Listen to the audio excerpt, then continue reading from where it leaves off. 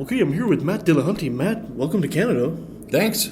Matt, 95% of all our audience knows who you are, but for the 5% who might not, give us your short story of who you are. Did you actually poll them, or did you just grab those numbers at random? Ouija board and, crystal ball. Yeah, so my name is Matt Dhillahunty. I, for about a little over 10 years, have hosted the Atheist Experience TV show out of Austin, Texas. I also spent a lot of time doing lectures and debates. I'm on the Secular Student Alliance Speakers Bureau, and debates have kind of taken over my life over the last few years, which has been great. I spend a lot of time now producing video content to teach people how to have more productive conversations in the realm of religion and philosophy. So that's it. Well, you've probably become one of the best debaters since Hitchens. And what drives you to be such a great master debater? Yeah, master debate. I don't even know that that's true, but I'll take the compliment. The big thing is I'm arrogant enough that I want to change the world and think that I might be able to contribute something in some way.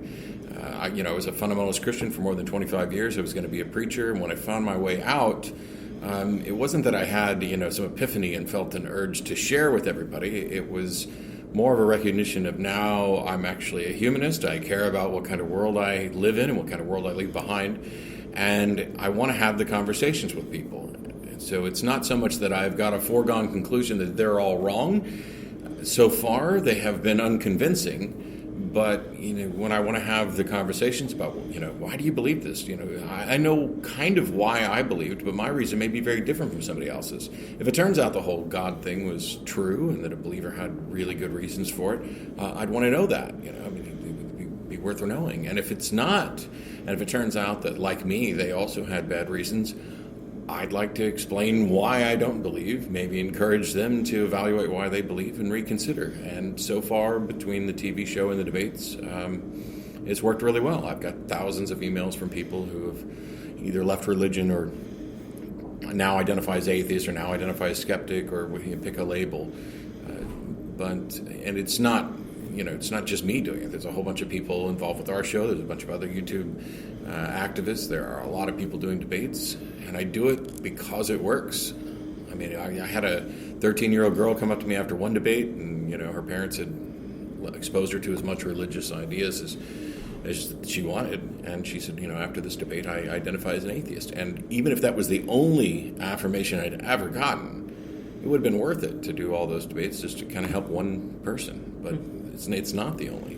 People are changing. I changed my mind. When I go out and speak to groups, I'll frequently ask, how many people used to be religious? Yeah. My friend Keith Lowell Jensen, who's a brilliant comedian, does that in some of his acts. And he's like, people say, oh, why do you waste time talking to religious people? It's a waste of time. Raise your hand if you used to be religious. Raise your hand if somebody else had any impact in you finding your way out of it. I think we were worth talking to, and I completely agree with him. Absolutely. So the pursuit of truth and specificity, I guess, is really what drives you. Yeah, it's, I'm an atheist because I'm a skeptic. I've been a skeptic for ages. I just hadn't applied it to my religion because my, religions have built-in protective mechanisms. Mm-hmm. Everybody around you believes. You're constantly going for reinforcement at the Sunday services or Saturday services or whenever you happen to go to church or synagogue or, your mosque or whatever. You're in this state where you're not challenged.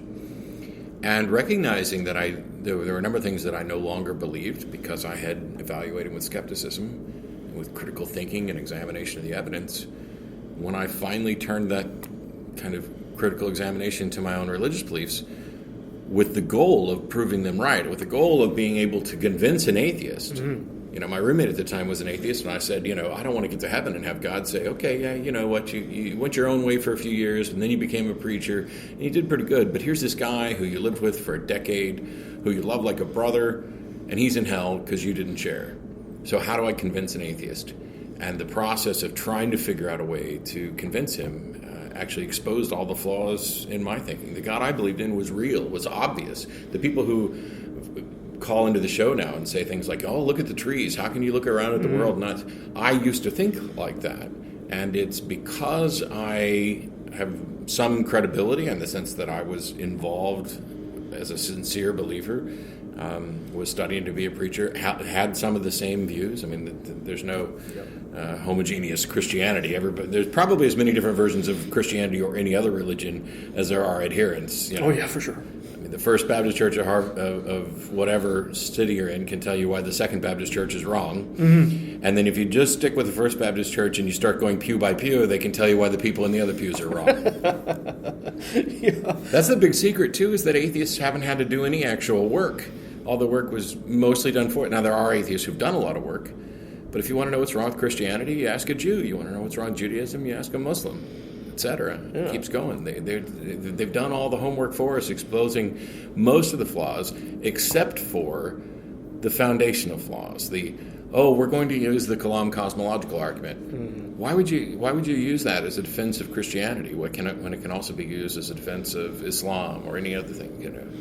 Yeah, I totally get it. I came out of Roman Catholicism myself, and for me it was mythology. It was the Superman. It was like the myth and legend that was so attractive to me as a child. But you were. Would you prefer people know you as a great skeptic instead of a skilled atheist? I don't know. Let's say 100 years into the future, when they look back at who was Matt Dhillahunty. Oh my gosh, I don't think in terms of legacy. I will say that skepticism is far more important to me than my atheism. If it turns out that a skeptical view of the facts determined that there was a God, well, then I'm going to stop being an atheist. I'm not going to stop being a skeptic until somebody demonstrates that there is a better way of discerning which things are most likely true about reality than a critical examination of evidence. Mm-hmm. The one that I'm probably least likely to change my mind on of all three is humanism. This idea that human beings have value, that we're going to have to solve problems, that we don't live in isolation, that my beliefs inform my actions have consequences for myself and other people. And I've said before that if it turns out there's a God and he's not a humanist, to hell with him. I don't see any reason why I care what his views are. Mm-hmm. You're not going to say, my bad, praise the Lord? No. So, one of the questions I'm often asked is, what? First of all, what would change your mind? Yes. And I have a different answer to that than a lot of other people, because I used to give the glib answers, riding in the sky or this or whatever. Mm-hmm. And as we saw on stage last night, I answer it with, I don't know. And that's not my fault. It would be arrogant of me to presume that I could tell the difference between a God and some advanced technology. It's an honest answer. So, but if there is a God, if it's deserving of the label that we tend to apply to God, that being should know exactly what it would take to convince me and should be able to do it. And the fact that it hasn't happened means that God either doesn't exist or doesn't want me to know he exists yet. The other question is, what if when you die, you find yourself face to face with God? And the first words out of my mouth when somebody says that are always, which God? I mean, now, if we're going to go and presume that I'm standing before some version of the Christian God or the Jewish God or the Muslim God, the God of Abraham, then I'm going to... This idea that you could fool a God is bizarre. So why would I do anything other than being honest? While Christians all over the planet may doubt my sincerity in my pursuit of God, mm-hmm. I am confident that I pursued it as diligently as possible and got no reply. So if I find myself standing before that same God, or any God that decided not to reveal himself to me through all this, then he's already going to know, to the extent that I tried. And he's going to know that I'm honest, or she's going to know that I'm honest. And then it comes down to the character of that God. Is this the kind of God that's going to punish someone for being honest and pursuing something and failing to find it plausible? Mm-hmm. Or is this a God that's going to punish someone for not being gullible?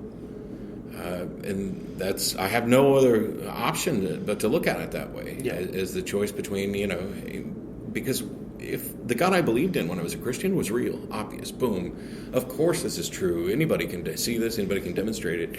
And yet when we look at all the arguments, they're flawed, or they don't actually support the conclusion that people have drawn from them. It's a mess. And so what God do they believe in, and why do you have to become an expert in dead languages and study logical fallacies? Yes. I mean, if I was God, and actually the book that I'm working on is called If I Were God, and it goes through a lot of the questions. Why would I create anything in the first place? Why would I do it this way? How would I communicate with people? Why the hide and seek? Yeah. The world's longest game of hide and seek. I think he's only matched by the Sasquatch. Would you consider yourself a firebrand or a diplomat? Both, depending on the situation. I know people who definitely fit into the diplomat category, and I know people who definitely fit into the firebrand, and I can do either, depending. And I don't always get it right as to which one may be appropriate, but that's after 10 years of doing the TV show. Some people will write in and say, "Oh, you've kind of mellowed a bit over the 10 years." Well, Really? I can still pop out a rant. It's just that now I'm a little more measured, I think, in trying to make sure that I'm using it when it's appropriate. I think there's a time and a place for profanity and righteous anger and indignation, and the people who are just kind of, we just disagree. Thanks for calling. It annoys me. So I lean probably more on the firebrand side in dealing with theists and more on the diplomat side when dealing with atheists, because the various problems that plague our communities, we're not a hive mind. No. We don't agree on everything. God, no. And so I find myself on occasions kind of running interference or running back and forth between two camps on an issue, trying to make the peace. Okay. You're on the front line of the fight, if to use a bad analogy here in Texas. When you look at the future, are you positive?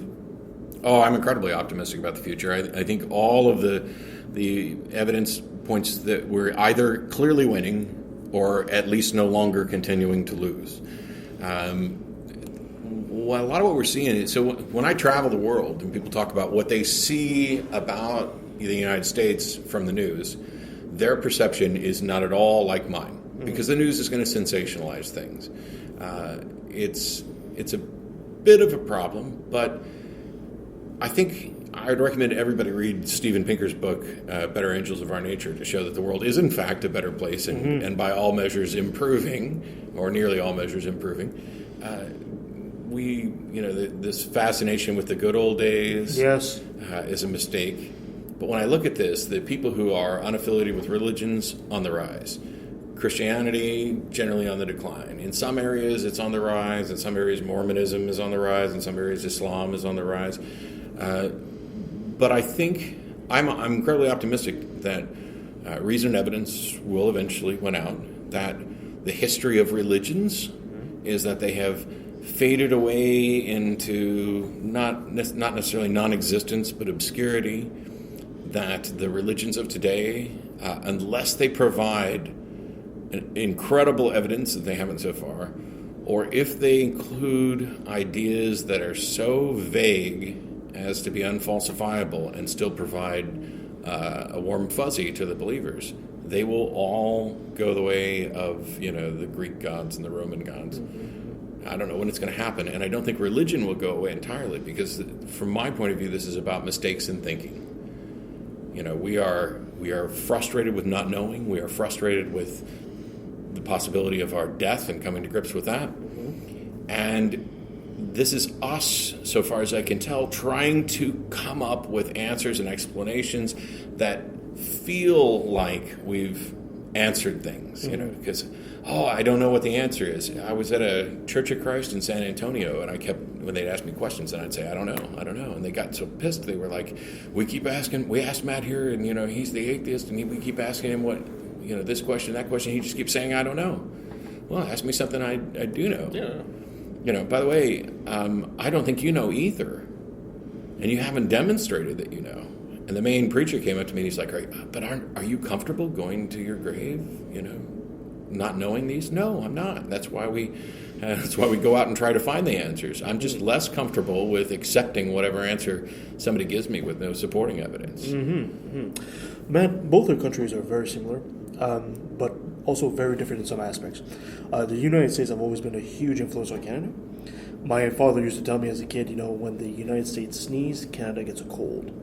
And there's one thing that seems to lately is exporting out of the States into Canada is that creationism movement. Now, Canada is much more secular than the States. There's no doubt about that. But I'm seeing this come across.